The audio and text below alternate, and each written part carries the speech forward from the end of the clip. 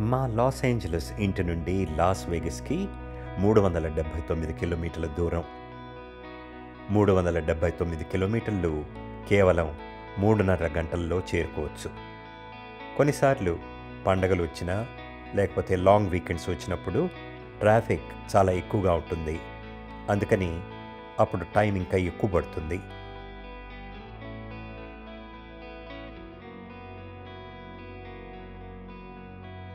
దారిలో మనకు ఈ అందమైన మంచుతో కప్పబడ్డ కొండలు కనపడతాయి. ప్రయాణం చేస్తున్నంతసేపు ఎంతో ఆహ్లాదకరంగా ఉండి కనువిందు చేస్తుంది.